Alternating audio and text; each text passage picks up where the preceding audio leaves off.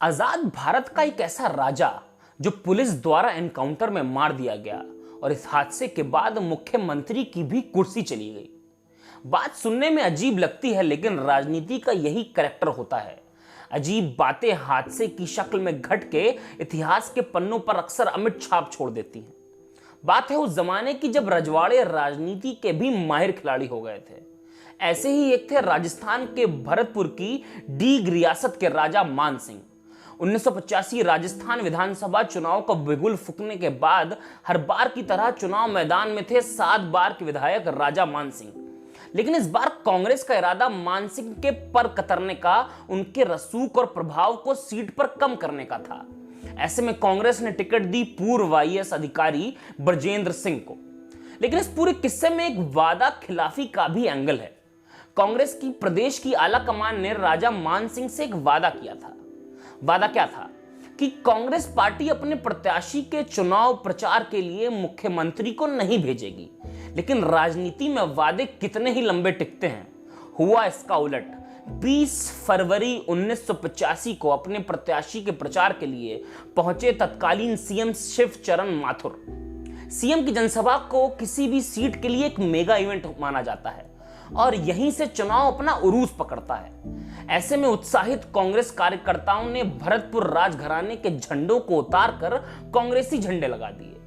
राजा मान सिंह ने इससे अपना अपमान माना और अपना जोंगा लेकर निकल पड़े समर्थकों के साथ अपमान का बदला लेने के लिए। राजा मान सिंह ने हेलीपैड पे खड़े सीएम के हेलीकॉप्टर पर टक्कर मारी।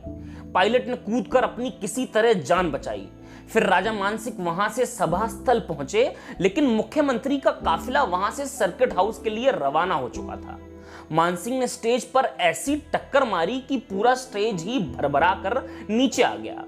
पुलिस ने राजा मान सिंह पर आईपीसी की धारा 307 लगाई, जो कि हत्या के प्रयास पर लगाई जाती है।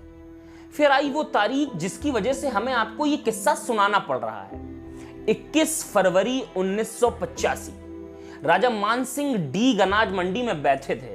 तब पुलिस अधीक्षक कान सिंह भाटी ने उन्हें घेर कर उन पर फायरिंग की।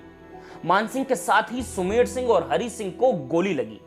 भरतपुर अस्पताल में तीनों को मृत घोषित कर दिया गया।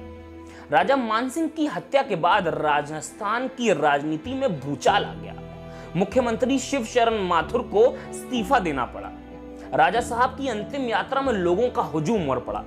दबाव बढ़ा देखकर पुलिस अधीक्षक कान सिंह भाटी का भी तबादला कर दिया गया। इस मामले में फैसला 35 साल बाद आया है। प्रारंभिक तौर पर इस मामले की जांच भरतपुर पुलिस कर रही थी। बाद में राजा मान सिंह के परिवार की मांग पर इस केस की जांच सीबीआई को सौंप दी गई। सीबीआई ने जांच के बाद जयपुर स्थित सीबीआई की विशेष अदालत में चार्जशीट पेश की, किंतु मुकदमे की सुनवाई में आरोप के चलते यह मामला 1990 से मथुरा के जिला न्यायालय में स्थानांतरित कर दिया गया। उत्तर प्रदेश की मथुरा जिला अदालत ने बुधवार को इस मामले पर फैसला सुनाया। इस मामले में तत्कालीन पुलिस उपाधीक्षक समेत दोषी पाए गए 11 पुलिस कर्मियों को उम्र कैद की सजा दी गई। वहीं एक केस में आरोपी 3 लोगों को बरी भी कर दिया गया। इन्हें दोषी मानकर सुनाई गई उम्र कैद। कोर्ट ने डीएसपी कान सिंह भाटी, थाना अध्यक्ष वीरेंद्र सिंह, राजस्थान सशस्त्र बल के हेड कांस्टेबल जीवन राम, हेड कांस्टेबल भंवर सिंह, सिपाही हरि सिंह, शेर सिंह, छतर सिंह, पद्मा राम और जगमोहन व डीग थाने के दूसरे अफसर इंस्पेक्टर रविशंकर शेखर मिश्रा और सिपाही सुखराम को उम्र कैद की सजा सुनाई। पुलिस अधीक्षक कार्यालय में तैनात अपराध सहायक निरीक्षक कान सिंह सीरवी, हेड कांस्टेबल हरि किशन व सिपाही गोविंद प्रसाद को निर्दोष करार दिया गया है। लेकिन राजा मान सिंह को इंसाफ मिलने में 35 साल लग गए और इस मुकदमे को 90 जजों ने 35 साल में सुना।